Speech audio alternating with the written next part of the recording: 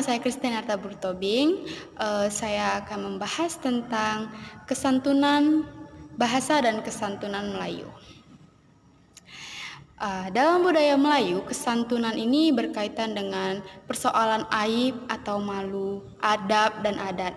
Ketidaksantunan sama kayak kita membuka aib atau tidak beradab dan melanggar adat. Oleh karena itu, kesantunan dianggap sebagai salah satu pertaruhan hidup orang Melayu. Kesantunan juga berhubungan dengan bahasa dan perilaku. Berkenaan dengan bahasa. Kesantunan ini sama dengan adab dan sopan daripada tutur kata kita. Kemudian barulah pada kelakuan kita. Jadi kesantunan ini sendiri dia dilihat dari adab dan tutur kata kita saat berbicara, dan kemudian barulah dilihat pada kelakuan kita. Bahasa yang beradab, sopan, dan santun itu kegiatan yang mengarus dari akal budi, pikiran dan hati kita. Kemudian ke lidah. Dengan demikian, bahasa dalam adat dan budaya Melayu memiliki fungsi yang utuh, yaitu sebagai alat komunikasi. Sebagai alat komunikasi di sini untuk menyampaikan atau menerima pesan atau pernyataan, pikiran, dan perasaan saat kita berkomunikasi. Kemudian yang kedua, penanda jati diri kita. Menunjukkan siapa dan dari mana orang tersebut. Kemudian yang ketiga, cermin budi. Memantulkan gambaran pribadi seseorang sebagai makhluk sosial. Kemudian fungsi penanda jati diri dan cermin budi menegaskan kaitannya erat antara bahasa dengan etika dan etiket dalam adat dan budaya Melayu. Dari bagaimana bahasanya, orang dapat menentukan di mana posisi penutur bahasa tersebut dalam ranah etika dan adab. Ada pepatah yang mengatakan, hendak mengenal orang berbangsa, lihat kepada budi bahasanya.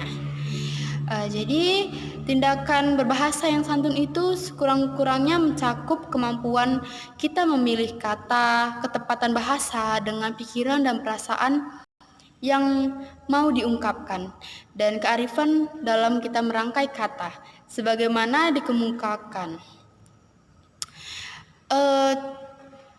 Tanda orang yang bijaksana itu tahu memilih merangkai kata. Kemudian tanda orang yang terpuji, bahasanya tepat, pahamnya tinggi. Tanda orang yang terbilang, bahasanya itu elok, maknanya terang. Tanda orang yang berpikiran luas, bahasanya teratur, maknanya jelas. Apa tanda orang yang bertuah? Orang bertuah itu budinya halus dan bahasanya indah. Dan di sini ada contoh dalam kita berbahasa dan moral kita dalam kita berbicara kepada orang yang lebih tua. Contohnya kalau kita sebagai mahasiswa, kita sebagai murid saat berbicara kepada guru seperti apa, berbicara kepada orang yang lebih tua, kepada orang tua kita sendiri. Di sini dibahas kalau kita berbicara contohnya kepada guru, murid kepada guru, kita harus menggunakan bahasa yang menurun. Bahasa menurun ini apa?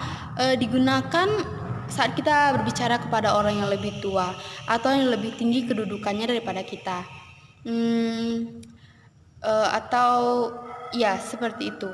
Jadi kalau misalkan kita berbicara kepada orang yang lebih tua, di sini kita harus menggunakan bahasa yang menurun. Tidak boleh lebih tinggi daripada orang yang sedang kita berkomunikasi.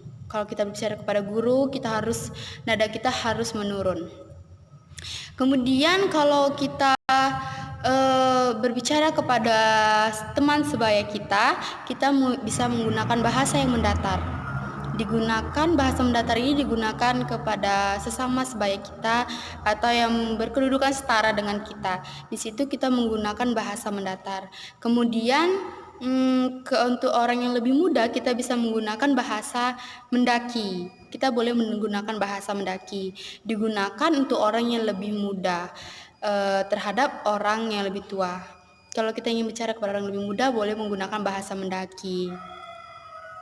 Seperti itu. Jadi kalau dalam adat dan adab Melayu ini membedakan pemakaian bahasa dalam 3 kelompok tadi, yaitu bahasa mendaki kita gunakan kepada orang yang lebih muda, bahasa mendatar kita gunakan saat berbicara dengan orang sebaya kita, kemudian bahasa menurun kita gunakan kepada orang yang lebih tua seperti murid kepada guru, anak kepada orang tua seperti itu.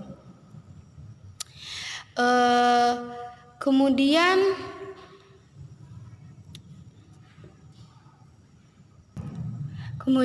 yang disebut adat berbahasa itu tahu alur dengan patutnya, tahu memilih kata mendaki saat berbicara, tahu memakai kata mendatar itu kapan, tahu menyimak kata menurun supaya aib tidak tersimbah. Apa tanda orang yang berbangsa itu bercakap tahu berbudi bahasa, berkata arif dalam berbahasa, bertutur bijak berkata-kata. Begitulah dalam budaya Melayu, bahasa dan etika merupakan dua hal yang sejalan, dan disimpul kesesamaan itu untuk memancarkan harkat, martabat, dan marwah seseorang di tengah-tengah kelompok, kaum, dan bangsanya.